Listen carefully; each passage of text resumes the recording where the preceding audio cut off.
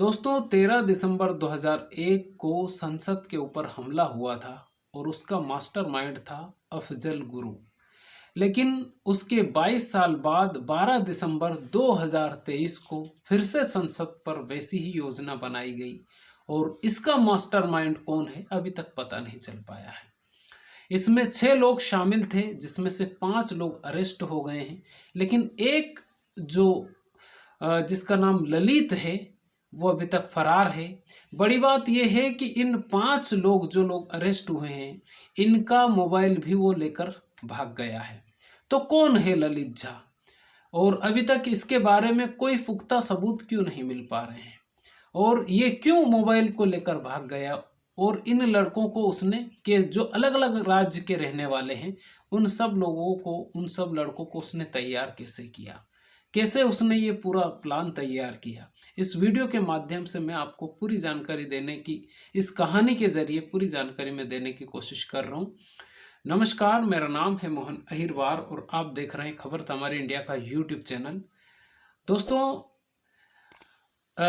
13 दिसंबर 2001 को हमारी संसद के ऊपर हमला हुआ था और उसका मास्टरमाइंड था अफजल गुरु।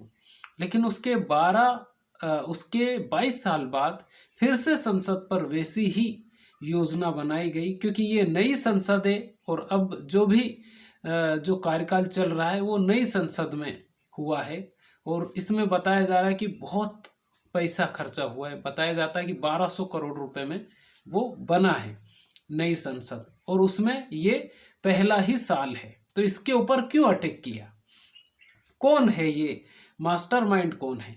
दरअसल पश्चिम बंगाल के कोलकाता में कुछ जो कॉलेज के छात्र थे उन्होंने सोचा कि एक एनजीओ बनाते हैं और उस एनजीओ के जरिए लोगों की मदद करेंगे। जो पिछड़ा वर्ग है खास तौर से उन लोगों की हम मदद करेंगे। तो उन सभी जो स्टूडेंट थे उन सभी लोगों ने एक एनजीओ बनाया और उस एनजीओ का जो ऑनर बनाया गया उसका नाम है नीलाक्ष आइच। और नीलाक्ष आइच ने सारे स्टूडेंट उसके उस एनजीओ में जितने भी लड़के हैं वो सारे स्टूडेंट हैं और उन सब स्टूडेंट ने मिलके वो एनजीओ को तैयार किया। उस एनजीओ में की अलग अलग मीटिंगें होती हैं और ख़ास तौर से पश्चिम बंगाल का जो पुरुलिया और झाड़ग्राम जिला है जो कि काफ़ी ज़्यादा पिछड़ा बताया जाता है, उन क्षेत्रों में ये वो काम करेंगे। वैसे पूरे पश्चिम बंगाल में उनका एनजीओ काम करता है, लेकिन जो खास तौर से जो पुरुलिया और झाड़ग्राम है इसमें उनकी पहुंच नहीं थी, तो उनको एक आदमी चाहिए था। अब क्योंकि शारीरिक रूप से भी वो काम कर सके और सामाजिक कार्यकर्ता हो ऐसा लड़का उनको चाहिए था। तो नीलाक्ष आइच की एक जगह मीटिंग थी कोलकाता में ही। तो वहाँ पर एक लड़के से नीलाक्ष आइच की मुलाकात होती है। उस लड़के का नाम होता है ललित झा। अब ललित झा की जब नीलाक्ष आइच से मुलाकात होती है तो वो कहता है कि मैं भी सामाजिक कार्यकर्ता हूँ और झाड़ग्राम और पुरुलिया जो ज़िले हैं उनमें बहुत सारे लड़के उसके जान पहचान के हैं, तो आपका जो एनजीओ है इसका जो नेटवर्क है वो और भी ज़्यादा वो मैं फैला सकता हूँ, ऐसा ललित झा ने कहा। किससे? नीलाक्ष आइच से। तो नीलाक्ष आइच ने कहा कि ठीक है, आप हमारे एनजीओ से जुड़ जाइए और इसमें ज़्यादातर स्टूडेंट ही हैं। तो नीलाक्ष आइच ने उससे पूछा कि क्या करते हो आप, क्या करते हो आप, स्टूडेंट हो या कुछ और काम करते हो? तो ललित झा ने कहा कि वो एक टीचर है, यानी कि उसने कंफर्म नहीं बताया कि वो स्टूडेंट है या कोई रोजगार या बेरोजगार है या टीचर है, लेकिन बताया ये जा रहा है कि उससे ये कहा कि वो एक टीचर है। अब ललित झा झाड़ग्राम और पुरुलिया क्षेत्र के लिए नीलाक्ष आइच से जुड़ जाता है। नीलाक्ष आइच से जब जुड़ता है तो नीलाक्ष आइच का जो एनजीओ है जिसका नाम है साम्यवादी सुभाष सभा, इस साम्यवादी सुभाष सभा से ललित झा इसी साल जुलाई में जुड़ता है। यानी जुलाई 2023 में ही नीलाक्ष आइच से ललित झा जुड़ा था। अब ये काम करने लगा, धीरे धीरे ये अपने नेटवर्क को और भी मजबूत करने लगा उस एनजीओ के माध्यम से ये ललित झा। किन क्षेत्रों में? झाड़ग्राम और जो पुरुलिया जो जिले हैं पश्चिम बंगाल के, उनमें। अब उनमें इसकी और ज़्यादा परिपक्वता बढ़ती गई। लेकिन जब नीलाक्ष आइस ने कहा कि तुम्हारा आइडेंटिटी कार्ड दे दीजिए, आधार कार्ड दे दीजिए, कुछ जो आइडेंटिटी होगी तो वो दे दीजिए, लेकिन ललित झा ने एक भी आइडेंटिटी कार्ड उसको नहीं दिया। क्यों? क्योंकि उसने दिया नहीं तो नीलाक्ष आइस ने का जो एनजीओ है उसका कोई भी आइडेंटिटी कार्ड नीलाक्ष आइस ने नहीं बनाया ललित झा का। अब ये जुड़ा रहा, लेकिन एक भी आइडेंटिटी कार्ड उसने नहीं दिया, तो नीलाक्ष आइस ने भी उसका आइडेंटिटी कार्ड, जो कि एनजीओ का आइडेंटिटी कार्ड बनता है, वो नहीं बनाया। अब इसकी मीटिंग होती है एनजीओ की, तो उसमें ये ललित झा भी जाया करता था, लेकिन इसका आइडेंटिटी कार्ड नहीं था, ये विदाउट आइडेंटिटी कार्ड से ही जुड़ा हुआ था। और ये झाड़ग्राम और पुरुलिया क्षेत्र में जो भी कुछ काम होता था तो ये करता भी था नीलाक्ष आइस का। अब ऐसे में ये मीटिंग में भी जाया करता था। नीलाक्ष आइस ने कहा कि दिसंबर में एक मीटिंग हम रखने वाले हैं इस एनजीओ की, जिसमें अपने जो एनजीओ में जितने भी सदस्य हैं सारे स्टूडेंट उसमें आएंगे, और ललित झा से कहा कि आपको भी आना है। लेकिन ललित झा ने कहा कि जो भी करना है वो 12 दिसंबर से पहले ही मीटिंग रखना, उसके बाद मत रखना। यानी ये बात ललित झा ने कही नीलाक्ष आइस से। अब ये बातचीत हो गई। उसके बाद में जो ललित झा है उसकी, जब भी एक बात ये भी है कि जब भी नीलाक्ष आइस बातचीत करता था ललित झा से, तो इसके पास 2 सिम थी। तो एक सिम इसकी बंद रहती थी और दूसरी सिम चालू रहती थी। जब ये सिम चालू रख लेता था तो वो सिम बंद हो जाती थी। यानी कि वो वो किस तरह से बातचीत करता था ये नीलाक्ष आइस को भी समझ में नहीं आया। क्योंकि जब नीलाक्ष आइस को तब जब पता चला इन सब चीज़ों के बारे में कि कल 12 दिसंबर 2023 को नीलाक्ष आइस को इसी ललित झा ने एक वीडियो भेजा, और वो वीडियो था दिल्ली में संसद पर जो हंगामा हो रहा है उसका एक वीडियो उसने भेजा नीलाक्ष आइस को।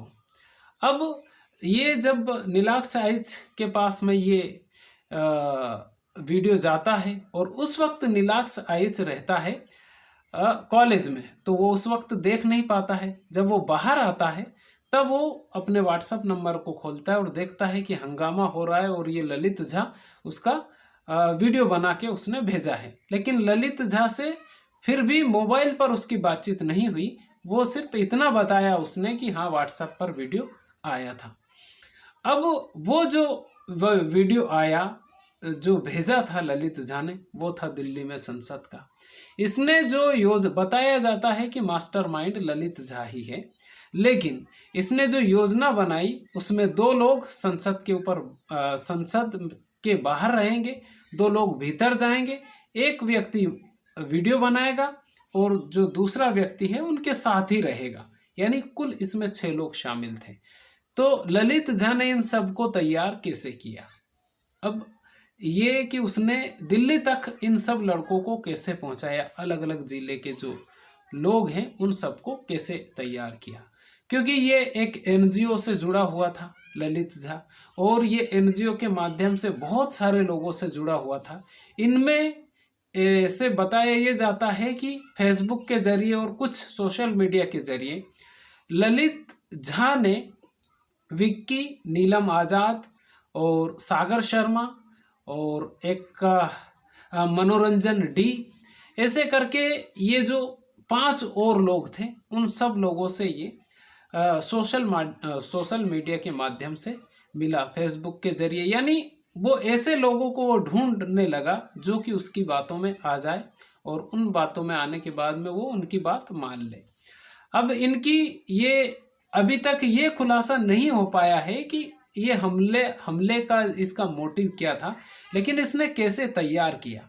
जब इन सब लोगों की बातचीत हो गई तो ये बताया जा रहा है कि ये जो विक्की और नीलम, विक्की और वृंदा जो 2 हस्बैंड वाइफ है, उनके घर पर ये सब लोग 11 दिसंबर को एक मतलब 11 दिसंबर को ये लोग रुके और सुबह होते ही ये फिर वहाँ से सीधे दिल्ली पहुँचे और दिल्ली में 1:01 पे, यानी ये प्रदर्शन तो कर ही रहे थे, लेकिन 1:01 पे संसद के अंदर 2 लड़के जाते हैं।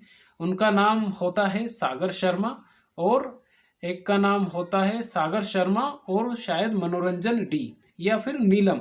2 लड़के तो अंदर जाते हैं और 2 लड़के बाहर विरोध प्रदर्शन कर रहे थे। ये जो ललित झा है, इसने क्या किया कि ये जो 5 और लोग थे, सबके मोबाइल अपनी जेब में रख लिए, यानी इन सब के मोबाइल इसने रख लिए। और रखने के बाद में ये जैसे ही अंदर पहुंचे, हंगामा शुरू हो गया, पूरे मीडिया जगत में आने लगा। और इन सब जो 2 लोग अंदर गए थे, पहले उनको पकड़ लिया सांसदों ने मिलकर, क्योंकि अंदर सांसद ही थे। और बाहर जो 2 लड़के प्रदर्शन कर रहे थे, उनको भी अरेस्ट कर लिया। अब वहाँ से ये जो ललित झा है, इसने जो नीलाक्ष आइस है उसको वीडियो सेंड करने के बाद में, उसके कुछ सहयोगियों को वीडियो सेंड करने के बाद में ये वहाँ से निकलता है। तो बताया जाता है कि ये हरियाणा का कोई निवराना क्षेत्र है, उधर चला जाता है। जैसे ही, क्योंकि ये बात पता चलता है कि संसद पर हमला हुआ है, तो पूरे मीडिया एक्टिव हो जाती है तुरंत। जो गृह मंत्रालय है वो टीम बनाता है और टीम बनाने के बाद में इसमें जो भी लोग शामिल थे उनको खोजने की कोशिश करते हैं। जब ये 5 पकड़ाते हैं तो ये 5 लोग बताते हैं कि ललित झा नाम का एक लड़का उनके साथ था और उसी लड़के ने इन सब लोगों को जोड़ा था, लेकिन वो इनका मोबाइल भी साथ में लेकर चला गया। अब वो कहाँ गया नहीं पता। जैसे ही उसकी लोकेशन को ट्रेस किया तो वो हरियाणा के निमराना में पाया गया, लेकिन जब तक पुलिस निमराना तक पहुंचती, ललित झा वहां से निकल चुका था। अब जो भी बातें अभी तक सामने आ रही है उसमें ललित झा ही इस पूरे खेल का, यानी ये जो भी हुआ है उसका मास्टरमाइंड बताया जा रहा है। लेकिन इसका मोटिव क्या है ये अभी तक समझ में नहीं आया है। उसने नीलाक्ष आइस को क्यों अपनी कोई भी आइडेंटिटी नहीं दी, इसका भी कुछ समझ में नहीं आया अभी तक। क्यों? क्योंकि वो सच में, नीलाक्ष आइस का ये कहना है कि वो अपने आप को कोलकाता का ही बता रहा था, लेकिन उसने कभी भी बंगाली में बात नहीं की। उसने जब भी बात की हिंदी भाषा में ही बात की। और अगर वो कोलकाता का होता तो वो शायद बंगाली में बात कर लेता, लेकिन वो शायद बंगाल का भी नहीं है, यानी पश्चिम कोलकाता का भी नहीं है। तो फिर उसने आइडेंटिटी क्यों नहीं दी? क्यों वो इन सब लोगों का मोबाइल लेकर चला गया? इसका अभी तक, इस बात का कोई भी अभी तक पुख्ता सबूत नहीं है। क्या सच में उसका नाम ललित झा ही है या फिर कुछ और नाम भी है? अभी तक जब तक वो अरेस्ट नहीं होता, या अभी तक इस साजिश के पीछे कौन शामिल है, इसका भी अभी तक कुछ भी पता नहीं चल पाया है।